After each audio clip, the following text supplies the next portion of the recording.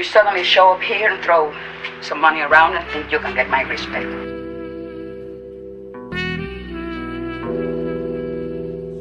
Oh yeah. Warm sunshine all on my head. Life is a blessing. Even if I stress and I'm left for dead. No, it's no weapon that's gonna pierce my frame. Spilling my red, my frown is missing. Smiling through the pain wherever I miss. Grace is sufficient, I will not complain. No, somewhere in this rain is wisdom. The lessons I've been getting cost me something like tuition. Pay attention to the vision, it can save your life. Listen, Elohim sent that rain through Christ. I pray you see him glisten. And that rainbow is a promise, not a sex symbol. That's different. No, that came out of nowhere. Nowhere is somewhere. If we're specific, I grew up somewhere between young genius and black statistic. I know the word of God. So I want to introduce my son, Chasten Michael Ruiz.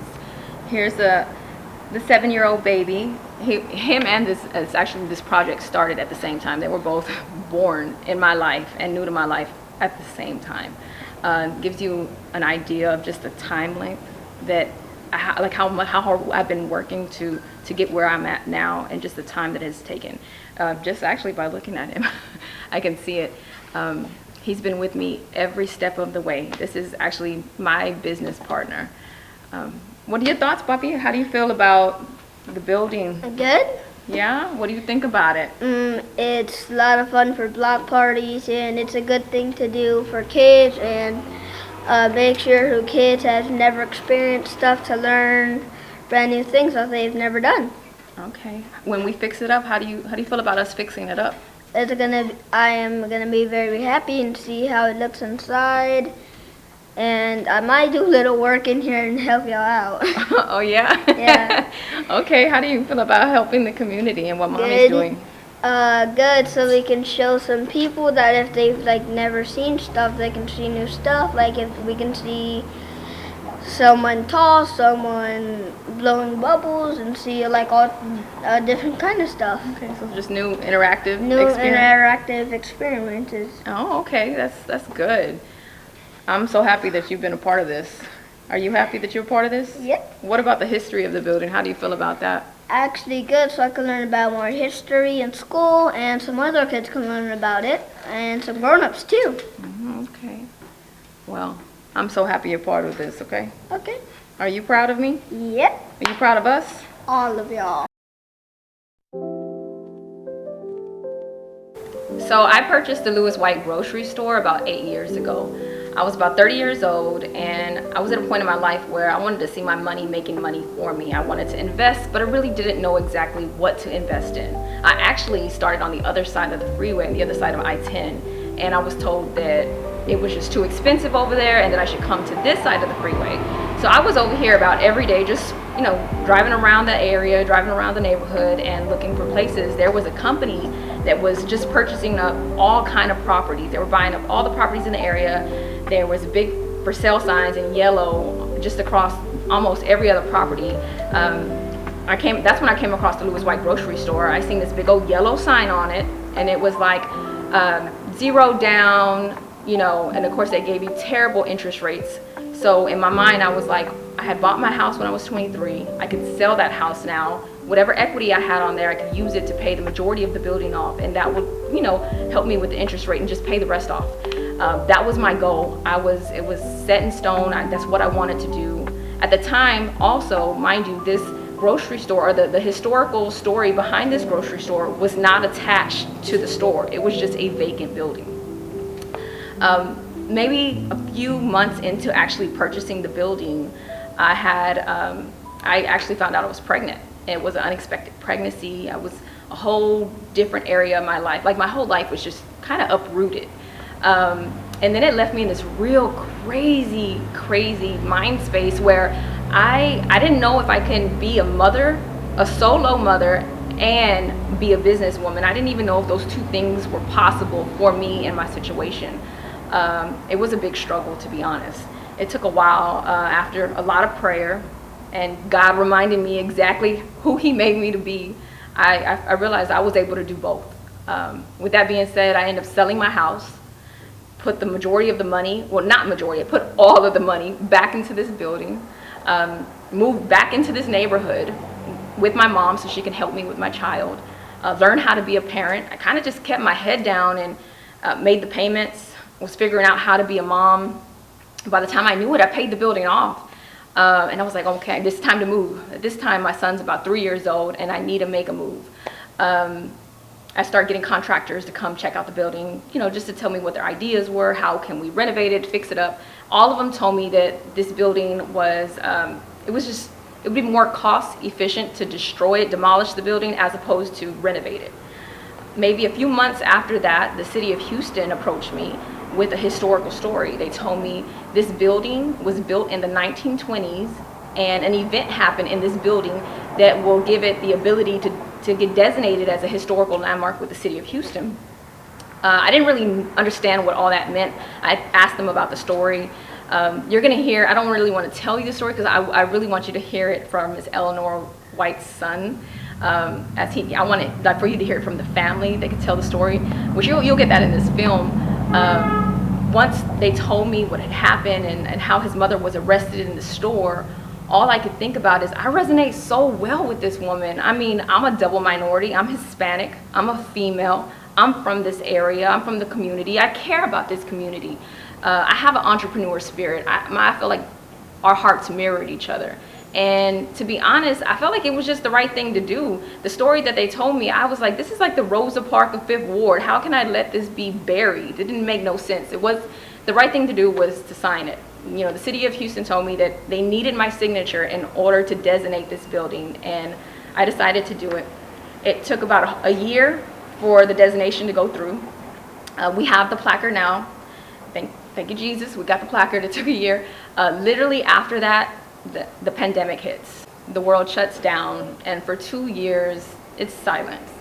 Any ideas that I had with the building, it's gone. I'm not even I'm just trying to make sure that my son's not sick, I'm not sick, and I'm able to go to work, right? 2 years, and that's all it is. Pandemic goes away, and it's time to start, you know, doing something with this building. And mind you, when I first bought the building, the goal was financial freedom. You know, I was a single parent. I didn't want to be struggling anymore. I wanted to have financial freedom. That was the sole goal of the project. As I realized what I wanted to do during the pandemic, I realized what I wanted to do with the building, and it was, I don't want to compete with other grocery stores or with CVS's or anything like that. I decided to make it into an event hall. It was already gutted up. Fifth Ward, Dimble Harbor, to be honest, any business you can put in this area, we need. There's a demand for everything. So I decided to do an event hall that made sense with my life. You know, I can make money during the weekends. For the most part, it will run itself, and it still allowed me to be this very strong solo parent to my son. After realizing that's what I was going to do with it, I started thinking like, well, from Monday through Thursday, it's going to be empty. It's going to be completely bare. No one's having parties. I would not be making any money. I actually heard this saying. It was like, wealth of any kind is to extend your table and not heighten your fence. With that being said, I was like, how can we give Monday through Thursday of this building back to the community? How can we uplift and impact this area? And I don't even, to be honest, that's where the idea was. I did not want to start a nonprofit. As I told more and more people about my idea, they were like, you have to start a nonprofit. You already have your LLC. You have to start a nonprofit. So here I am on this big adventure to start a nonprofit that I really didn't even want to start. To be honest, I was like, it's my building. I can give it away. I can do whatever I want. So now here I am on this journey, and it has been a journey. Because mind you, I was trying to do financial freedom. It was very self-desire, selfish motivation behind it. And now it's like, it's switched over to now it's like, let's impact the community. What kind of nonprofits can I collaborate with to bring into this building? Is there free art therapy for kids? Is there, I don't know, lessons on nonviolent communication, emotional intelligence? What was I lacking growing up in this area that these people are still lacking? What can we give? How can we build better relationships with people? How can we invite them? How can we tell them about this history? People are walking up and down these streets and they know nothing of the history of this building. They just see a old beat up building and ignore it and don't know how rich and how embedded the history of Fifth Ward is.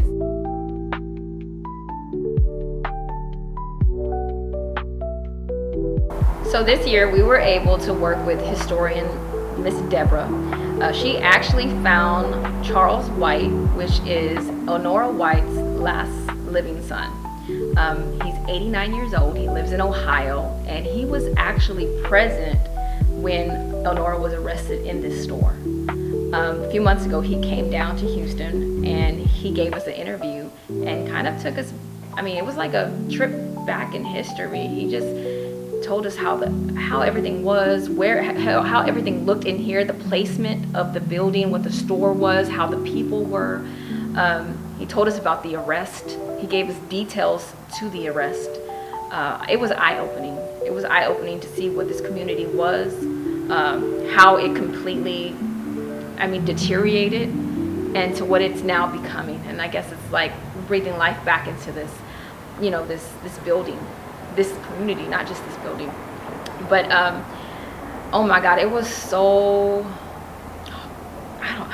it was huge. I don't even know what word to use. It was huge. I was able to see him, to speak to him. I always knew what I was doing was the right thing, but having him tell me that he was thankful for what I was doing, that his parents would be honored to know that this is what I decided to do with their building, his blessing was just the icing on the cake to everything I already had in my heart. It was that extra confirmation that God gave me that this is the correct path. Continue to walk it no matter how hard it gets. That's what we're doing. I'm so delighted, so thankful that he was able to come and give us that.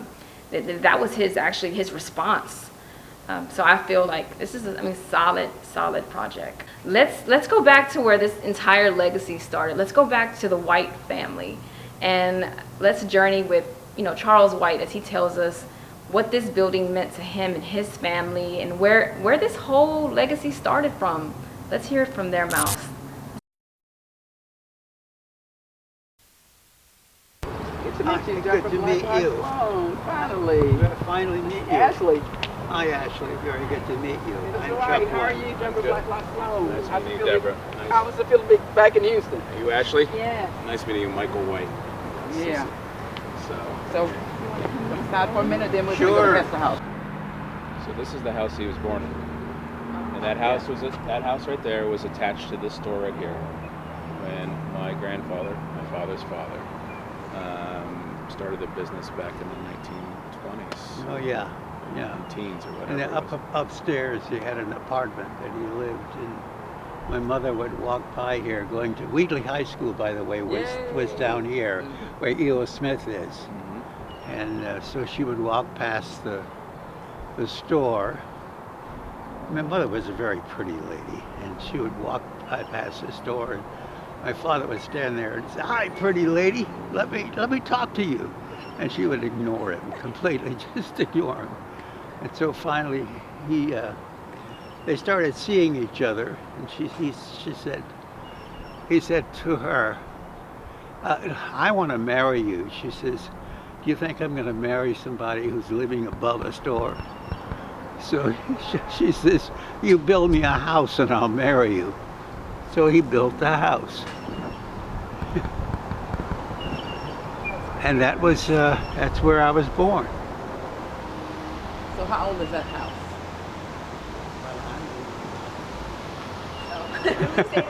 Yes.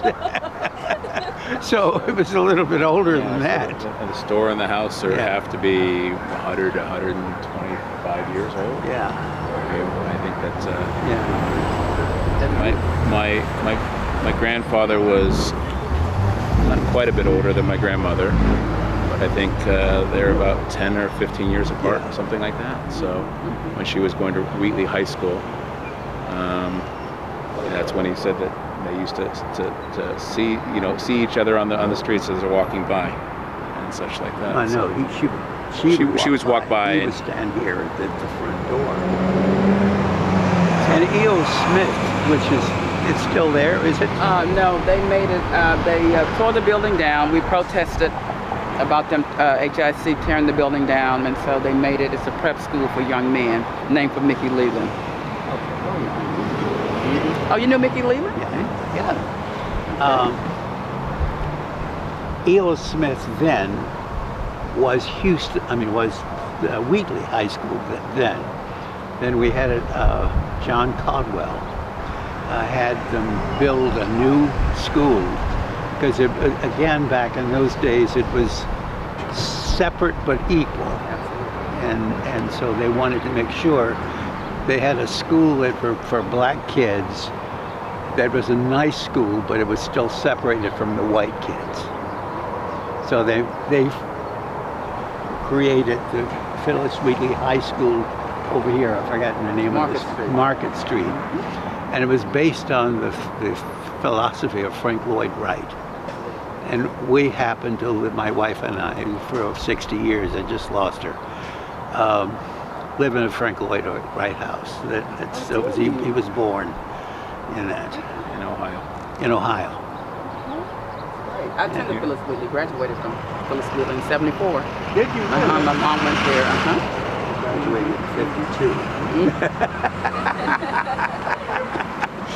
Okay. You want to? We come inside? Yeah, you want. Yeah. Actually, why don't you, Dad? Why don't you tell him whose first office out of law school was above the Barbara store? Jordan. Her first office out In this building? right here in this building. That was Barbara Jordan's first office. You remember what year that was? It had to be in the 60s? It had to be in Because the she finished in 55, 54, something like that. She finished with me in 1952. Yeah. They were classmates. Barbara and I went to elementary school together at Atherton. Is Atherton still there? It still is. And Otis King, who used to be... Otis King, the civil rights activist. These were our three buddies. We were the three. And they used to call us the Musketeers. And ironically enough, Houston, back in those days, and the schools were situated so you seated kids by their, I hate to say it, intelligence, but we were seated in the left row. Barbara, Otis, Sam Biggers, who became a neurosurgeon. Was he related to John Biggers, the TSU professor? Do you know? I don't think he could have been. Okay. He could have been. I don't remember that. Well, Biggers was from North Carolina, so maybe not. Okay. Yeah, we were seated in the left side. The dumber kids were on the right. Oh, that. Okay. Oh, that's what you meant. When I was growing up, it was so different than now. These are our buildings right here. They were? Okay. You own those? Yeah. Okay. Not those particular buildings. Right. We had apartments there. Okay. 3 apartment buildings back there in that area. And we had, right across the street here was, on Benson Street, we owned an apartment building and then 4 shotgun buildings behind it. I've got a map of those buildings. Yeah. I can show you a map of them. But let's go inside where it's a little bit cooler. Okay. Yeah. So basically, since the house was abutted to the store, how did you access to get in here, though? You know, the house was that close, so you just walked out? We came to the store. Came to the front But door? we also had a back door. Okay, And got a it. back door. Mm-hmm.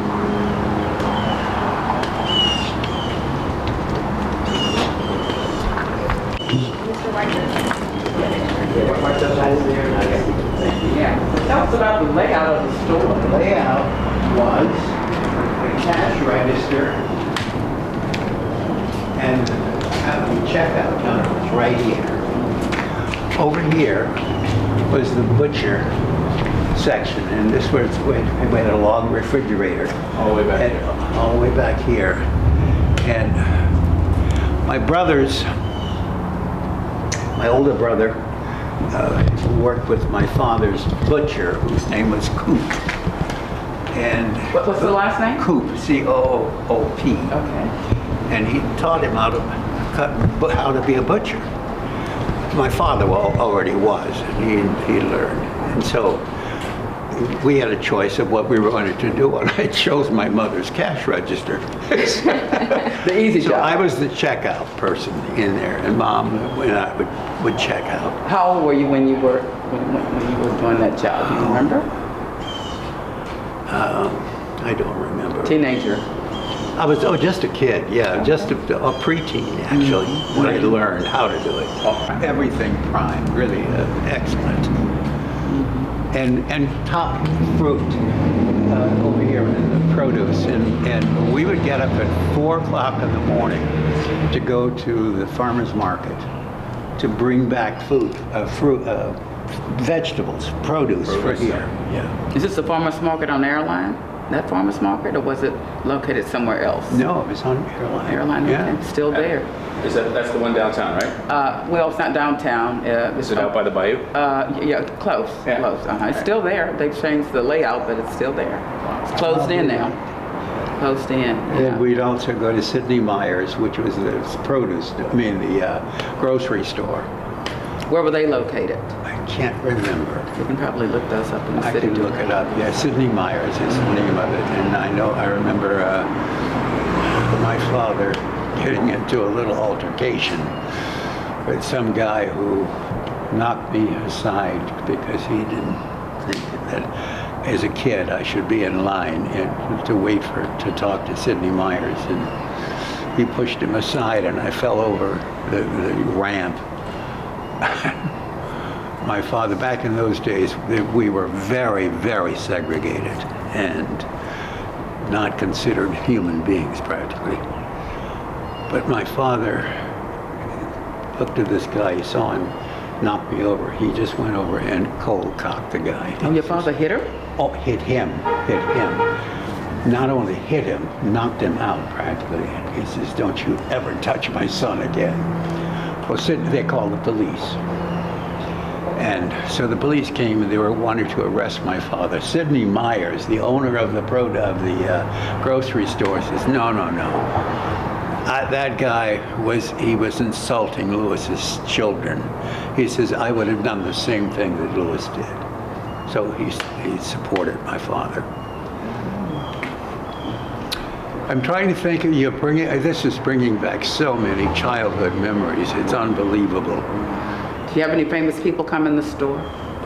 Barbara Jordan, Otis King. Otis used to live right across the street, by the way. Okay. Didn't you guys had Lena Horne here at one time? Lena Horne. Lena Horne came here? Yeah. Really? Yeah. Yeah. Okay, and I remember hearing stories of when Dr. King was here. He didn't stay here, but he stayed across the street, didn't he, Dad? Yeah, that's what my understanding is. I didn't get it. Because you were up in Ohio at the time. Exactly. So when he came through, and my grandparents, they owned that movie theater over there, which is now The Lions Theater. Oh, the last, oh yeah, I But own they that. didn't own that. Okay, they were just. Did they own the drugstore that was They across owned the the drugstore. We're right across the street here. Was Ross's drugstore. Mm-hmm. Well, when my parents owned that. Plus, it was drugstore, and then we had another building on top of it, which was kind of a ballroom almost. Okay. And then behind the drugstore, if you go down Vincent Street, the first one you would come to was Drennan's Barbershop. I saw that in the city directory. Yeah, and then the next one you would come to was a beauty shop. So and also across the street here, the drugstore was here. Right over here we had there was a cafe. A quick mic check real quick. Testing 1, 2, 3, 4, 5, 6, 7. Testing 1, 2, 3. I'm an old television. So back to the store. What did I miss? So how did your mother get arrested? What happened? Oh, we had a salesman who was restocking some product over here, mayonnaise. And so Mom looked over and says, she says, I don't think I'm gonna, and we still had the shelves are still full of this particular product. And Mom said, I don't want to put any more in there now because it's not moving very well. And so he continued to put it in there. And she says, "Did you hear me?" I said, "I don't want to put any more in there." And so he continued to do it, and she says, "I said stop it." And he says, "You can't talk to a white man like that." And so I was behind the counter then, because Bubba was outside at a washateria that he had opened. And I grabbed a meat cleaver, and I used some vituperative language to him and said, "Did you hear what my mother said?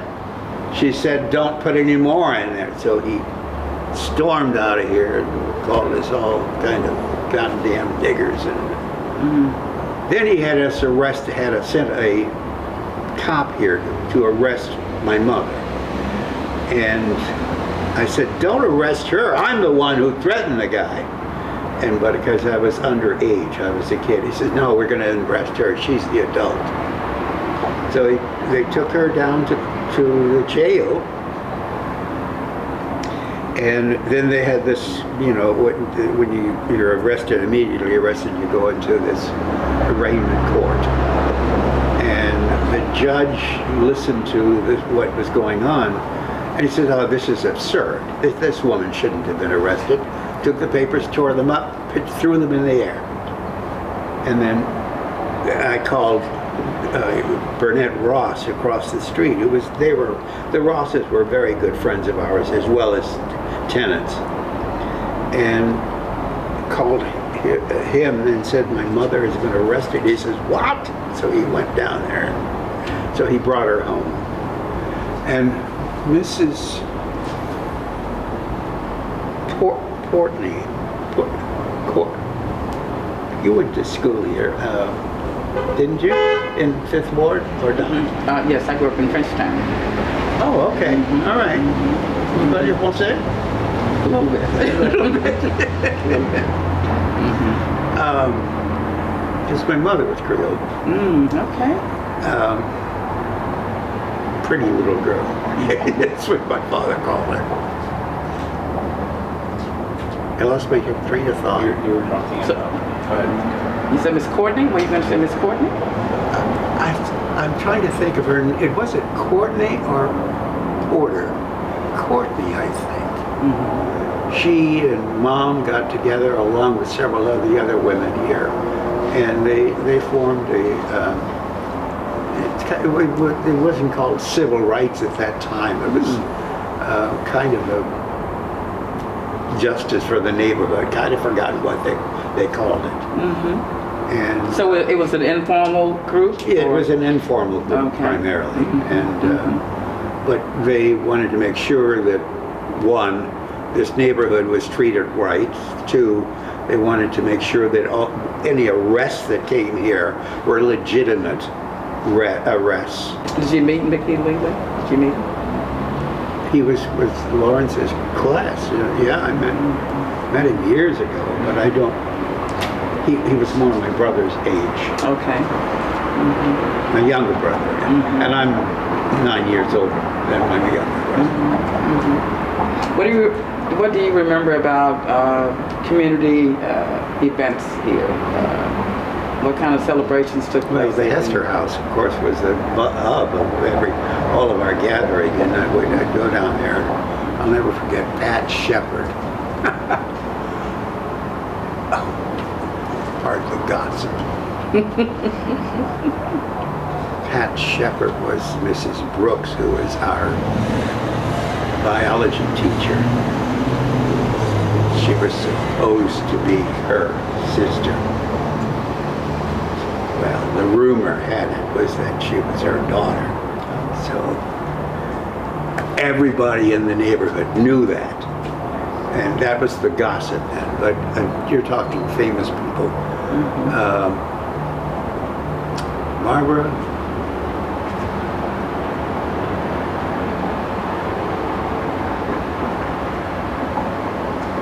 I just can't think of anyone else. And there were other famous people who came from this neighborhood. Oh, Illinois Jacquette he used to come over here. Really? Well, Don Roby was his manager.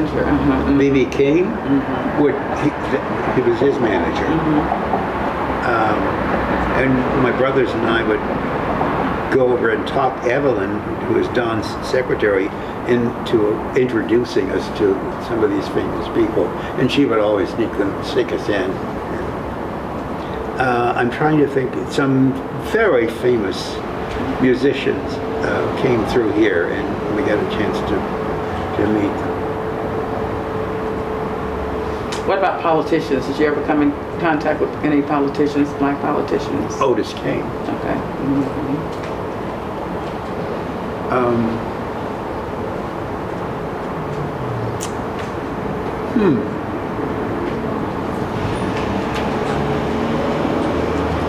Can't think of any right now. So let's go back to the grocery store. Was the grocery store open 7 days a week, and what were the hours? The grocery store was open 6 days a week. On Sundays, we would close, and my mother would make some potato salad, and she either would fry chicken, or we'd take ribs to barbecue and go to Galveston and spend the day in Galveston every Sunday. And because the heat was so oppressive back at that time, we would go there to get the ocean breeze, Gulf breeze, I should say, just to get away from the heat. The property that we owned around here, if the renters not decided, but couldn't afford to pay the rent, my mother would say, honey, don't worry about it, I'll catch you the next time. And that was the way she was with everybody. But they would also come to her, Mrs. White, I've got this pain here. And she said, why have you done this? And, no. She used to use nursing techniques, but most importantly, she used good old-fashioned mother wit. And of course, they attributed that to nursing.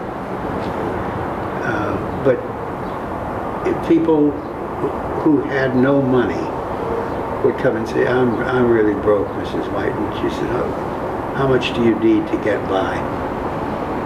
And I'd tell her, and she'd go into the cash register and take it out, and she'd say, you pay me back when you get it. My father was the same way. There was a guy named John Henry who used to walk by here, and he was in rags and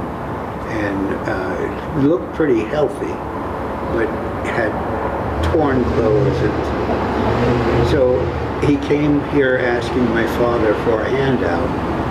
My father said, did you ever have a job? And he said, yeah, I did. He says he worked at there was a big coffee company here. I'm trying to think of the name of it. Not Maxwell House. In the East End?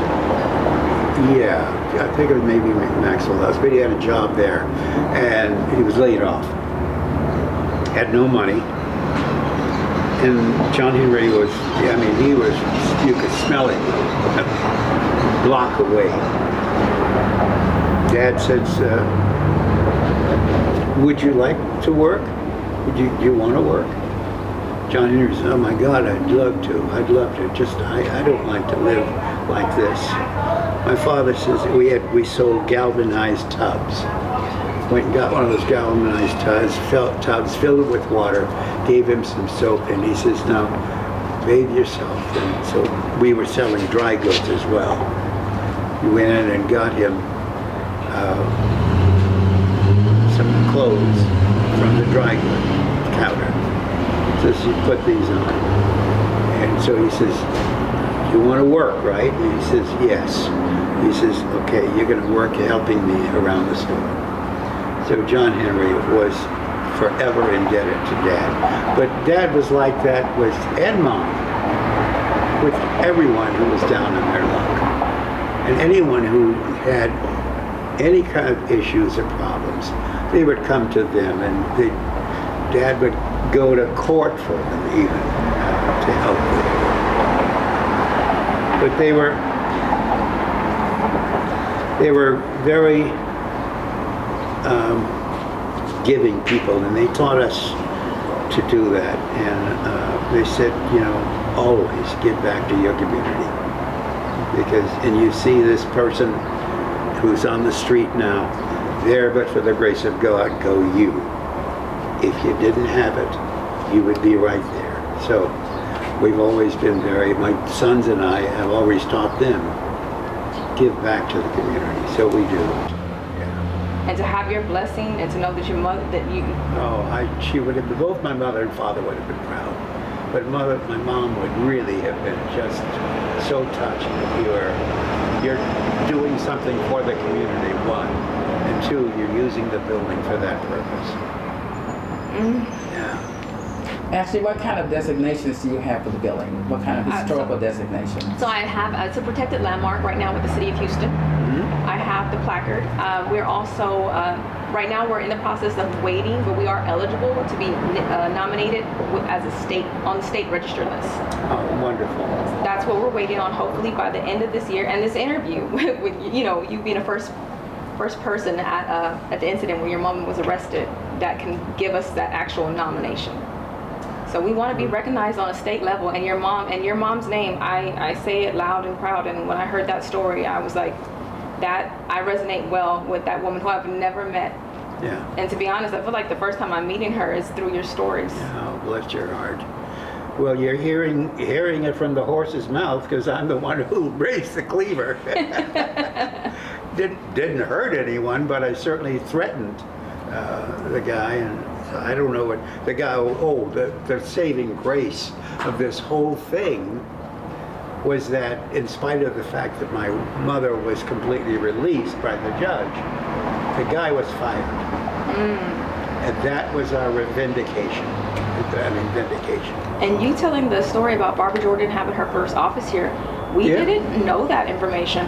That wasn't even attached to the designation. We got to go back and add this information. There wasn't even, there's so much history. I'm so thankful that you're here. I'm so thankful that you agreed to come, and you got all the stories. I'm listening to you. You got the jokes, the stories. Oh, it's my pleasure. My pleasure. Keep us in your prayers. Keep thinking about what we're doing. If you're interested in what we're doing, come be part of it. Come celebrate with us. Celebrate history. Help us uplift the community as we breathe life back into history. You know, if you don't know what Fifth Ward is, or you heard of Fifth Ward, you heard of this area and it just has a negative connotation to it, come see it for yourself. Come meet the people yourself. See our community. Be part of our community. Help uplift our community. You're more than invited. Please come out. And if you feel impacted by the story, by the project that I'm putting together, by all means, come hold my hand and be part of this. If this aligns with your heart, if you feel like our hearts are mirroring each other, come be part of this. I welcome you with open arms. You can actually visit us at www.urbanhealinghtx.org. It was nice talking to you.